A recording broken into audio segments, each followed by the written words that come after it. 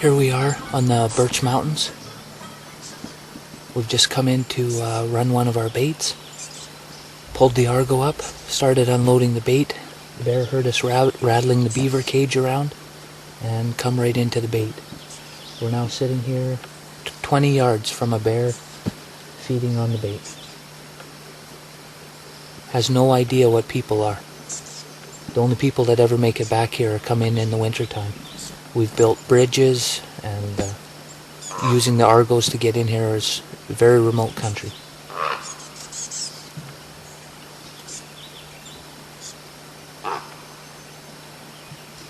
I'm going to walk up and introduce myself. Hey little guy, how's it going today?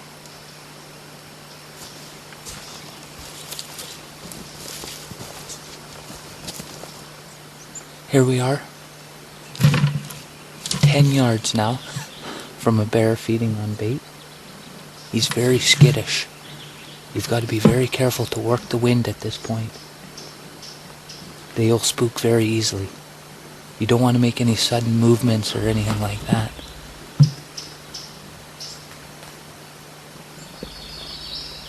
He's got a good coat, nice and shiny.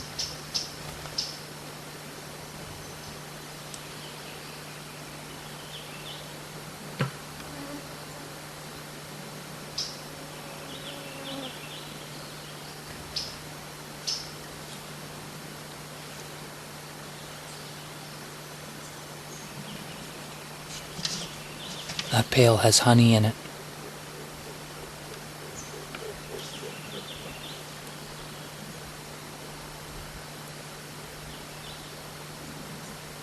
When he has his head in the bucket, that's a good time to draw the bow. That way he doesn't detect any movement or anything like that, which could send him running.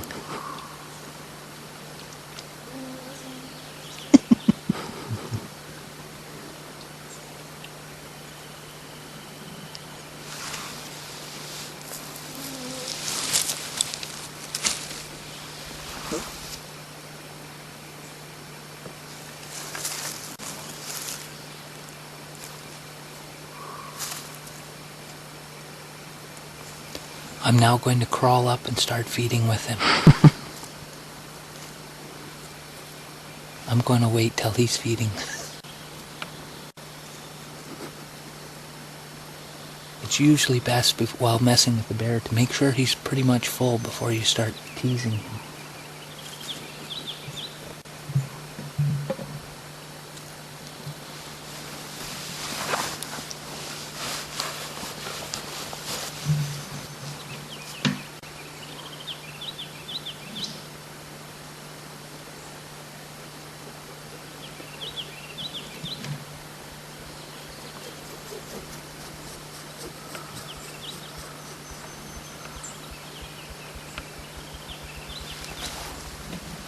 I have on the King of the Mountain wool coat.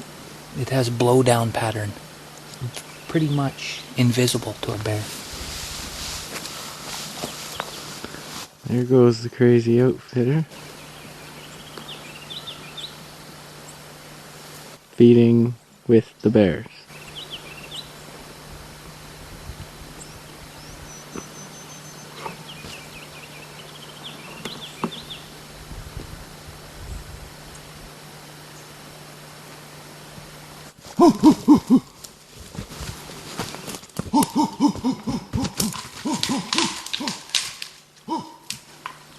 Here, come get him up the tree.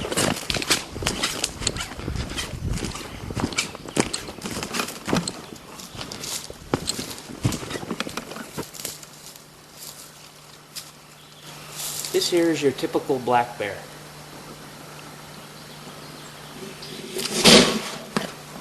The pointy ears, as you can see, indicate that he's a younger bear. If his ears were smaller and coming out the side of his head, he'd have a lot blockier head. You'd also see a crease on his head. a bigger bear also wouldn't be up a tree. This one's about 100, 125, 150 pounds.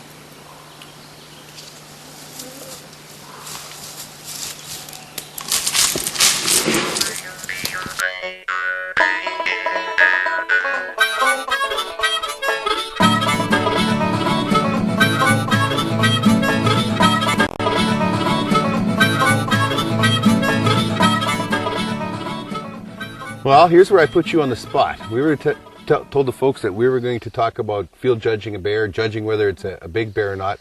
And you're the pro. You do this for a living. So what is the most important feature if I'm looking for a Pope and Young bear?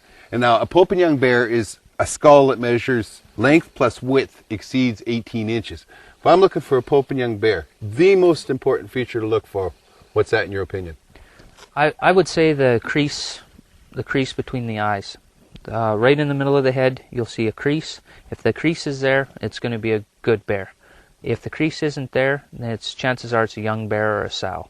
Very few sows get that crease between their eyes. Okay. The next thing would be the ears. The ears, if the ears are coming out of the side of their head, that's a good indication that it's a big bear. If the ears are pointing up, it's probably a young bear or, again, a sow.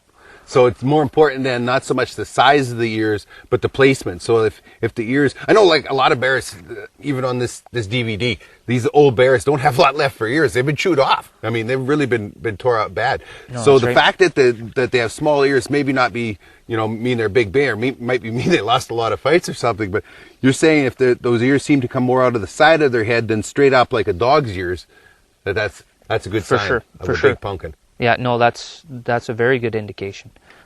Another thing would be their swagger, the way they come into the bait. If they come in and they show dominance and they're got a slow movement to them, that's also a good indication they're a big bear. If they're bouncing around and stuff, again, it would be a younger bear. Well, that's the one thing I noticed is that the big bears are all business. It's their bait. They're going right into it to eat. Young bear, they come in, and if a bear comes in and they start to bluff charge, like they come in and they make a bunch of noise or they jump up and knock over a brush, that kind of stuff, there's a more dominant bear around, and they're trying to figure out if he's there or not so that they can get out of there before they get their butt kicked. Yeah, no, but a bear that comes in, walks straight into the bait, is usually the dominant bear there. Yeah, no, for sure. Another thing is I've noticed the snout. They seem to have a really short snout, short, broad snout in proportion to their face, more chance that it's a very big bear and that it's a boar. No, that's right. Yeah, a longer snout usually is an indication of a sow. The sows have a whole longer skull and much narrower.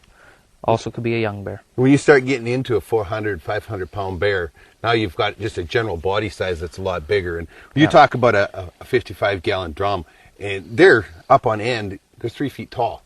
And if a bear walks by that and it hides the drum, you got a lot of bear there. Yeah. No, that's right. If you can't see the barrel, that's a good time to get shooting. That's for sure. I know another thing that I like to do is, when bear come into bait, they always come in the same trail every time, and you can see their footsteps. They'll walk in their own footsteps each time, so it's real easy to determine which way the bear most times is coming into your bait.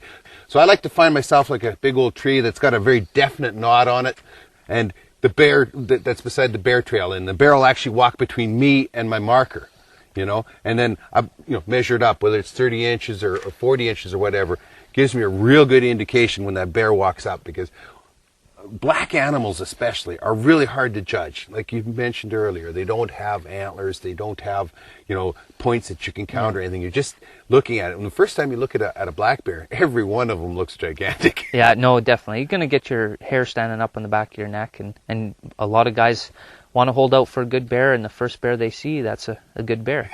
And that's the advantage to hunting in Alberta. I mean, it's a lot easier to tell how big he is once you got him down. Yeah. And then go for a second bear, and then you got a good a reference to use. Well, another thing that's really good too is that most often when bear come to bait, they're going to stick around. They might grab something and they might walk away but come back. But if you sit there, the more time you spend with that bear, the better idea you're going to have how big he is, and your heart rate slows down, and you're going to make a better shot. But it's sure exciting when they come into that bait. Yeah, no, for sure, and that's good advice. That's something that I'm now going to be telling my guys, that the longer they sit there, the longer they spend time with the bear, the more they'll calm down and hopefully and do their job. Well, I got to confess, I already been telling you guys that because I'm telling them I need lots of time shooting that, filming that bear. No, well, that's good.